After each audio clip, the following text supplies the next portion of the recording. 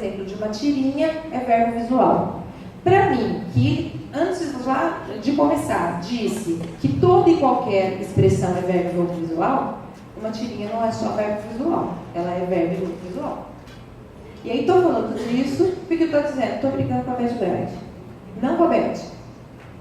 Estou, na verdade, tentando entender esse conceito de um outro jeito. É isso que eu estou dizendo, tá? Então estou colocando aqui uma outra maneira da gente pensar. Eu posso dizer que um determinado gênero, ou melhor ainda, porque eu não quero entrar nas classificações, né? Eu organizei uma coletânea que chama classificar, eu vou ficar classificando? Não. Né? Então, quando penso nos enunciados, eu posso pensar nessa materialidade que se constitui de uma determinada maneira, que enfatiza uma ou duas, ou as três dimensões da linguagem, mas elas estão presentes de alguma maneira ali. É isso que eu estou dizendo. A minha defesa, então, é de que a verbovisualidade diz respeito ao trabalho de forma integrada às dimensões sonora, visual e verbal, né? Construindo os sentidos das palavras. Isso, então, está desde a ideia de signo, né? O Pinhataro vai dizer que a verbovisualidade, na poesia concreta, constitui a arte geral da palavra.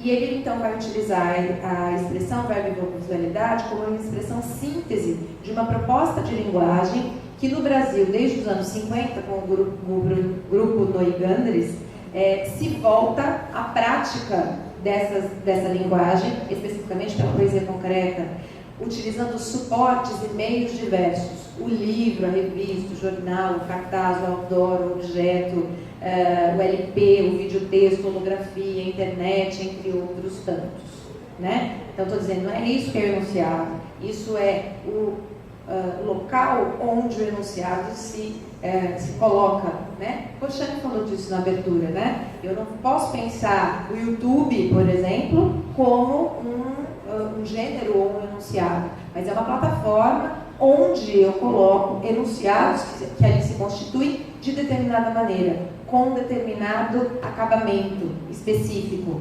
E aí a gente ouviu em várias vozes de várias pessoas que aqui estiveram que o autor-criador escolhe, no momento do seu projeto de dizer, ele arquiteta, ele planeja o seu projeto de dizer a partir da escolha que faz de um enunciado e de um determinado gênero. E ele pensa o que eu quero dizer, para quem eu quero dizer e como eu vou dizer isso. Quando ele faz essa escolha, ele adapta o seu dizer ao gênero e à plataforma onde ele vai fazer circular o seu enunciado, né? Então, essa escolha ela não é aleatória, o meu dizer não é totalmente livre, mas eu também não vou pensar que ele é totalmente preso, né? Senão a gente acaba com a estabilidade ou com a instabilidade. E o que a gente quer é pensar a relatividade da estabilidade, né? E ao dizer isso, a gente está dizendo que existe, de alguma maneira, uma linguagem das linguagens. Você está tirando isso da onde? Uma proto-linguagem do marxismo e filosofia da linguagem. A questão é, se essas materialidades, elas aparecem com essa potencialidade viva, como? A questão é como isso é feito. A maneira é como essas expressividades aparecem e como eu vou lidar com elas, como é que eu vou analisá-las, né? Se a linguagem, se o enunciado é verbo visual, todo e qualquer enunciado, como é que eu vou entender que um signo verbal é também visual e musical? Em que sentido? Como é que eu entendo isso como linguagem? Primeiro, aí a gente tem que pensar em duas coisas que eu estou destacando aqui a princípio. Não são só essas duas. Eu escolhi essas duas para falar. Não dava tempo de falar de tudo e a gente nunca vai dar conta de tudo, né? A primeira delas é o tom valorativo, o posicionamento axiológico, como ato responsivo. Então, como é que a gente vai pensar esse ato valorativo como um ato responsivo responsável, que é também sempre emotivo volitivo, né? Como é que eu me posiciono e pego essa linguagem para me colocar nela, para me fazer sujeito, porque sujeito só se faz a partir do momento em que se diz, né? O sujeito é um sujeito enunciado, sempre, né? Se eu não falo de um sujeito, ele não existe.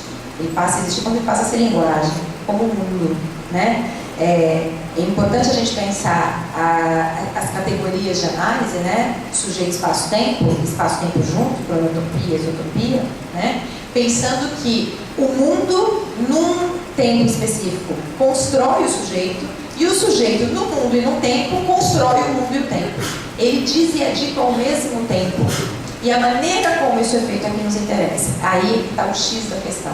A maneira como eu me posiciono, como eu organizo essas coisas, é que faz com que a gente vá pensar as materialidades.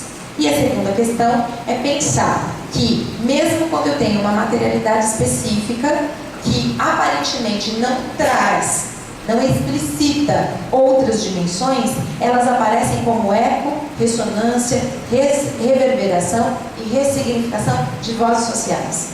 São três conceitos importantes, eco, ressonância e reverberação, que estão nas obras do Círculo, e que a gente fala deles como se a gente soubesse que eles são, como se eles tivessem dados, e eles não estão. A gente precisa se voltar a eles, estudá-los direitinho.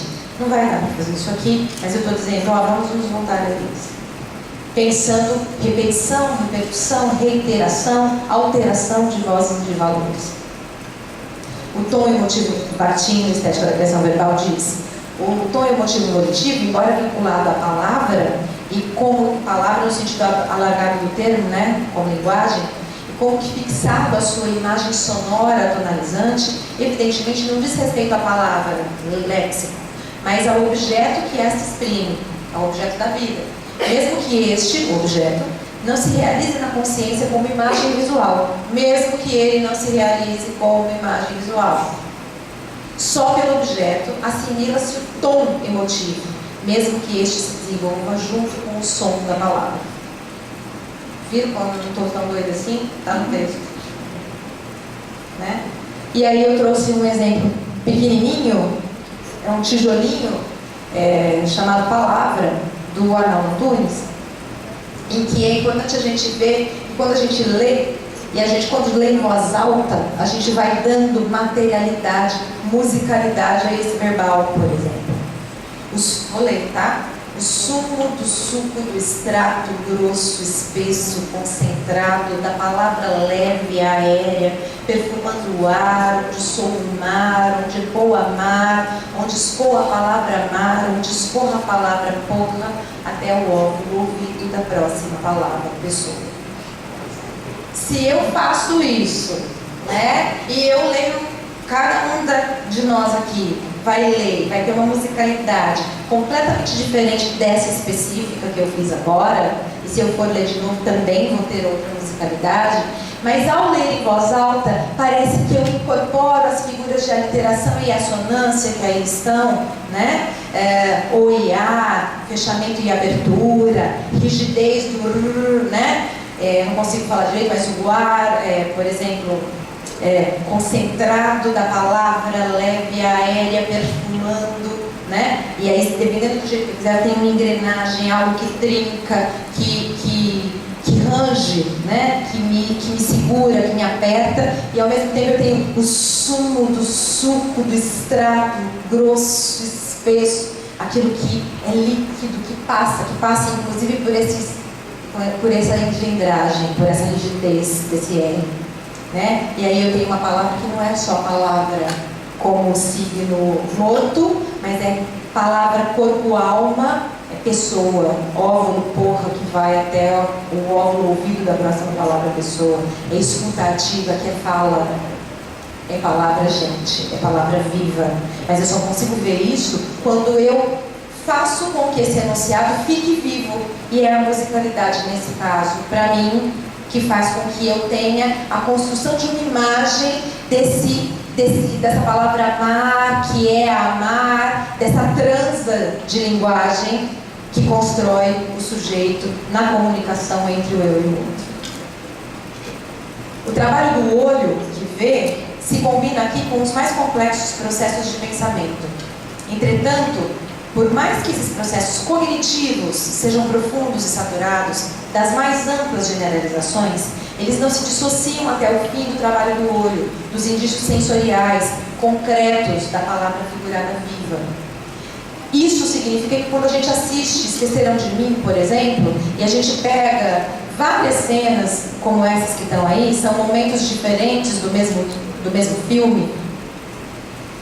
Eu não vejo agora aqui, separado, peguei um fotograma, tirei a sequência do texto, desmembrei, não é mais filme, né? Eu, quando trago esse exemplo, não escuto mais a voz do personagem do Macaulay Culkin, mas eu sei, se eu conheço o texto, que a primeira figura, por exemplo, o primeiro fotograma lá em cima, com fundo branco, é o momento em que ele descobre que ele foi esquecido, né? Que ele está sozinho.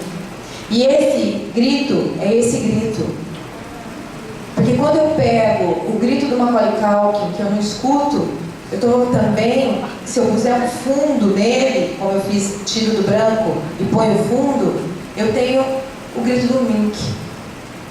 E eu não tenho isso aqui, mas eu tenho como eco, ressonância, reverberação.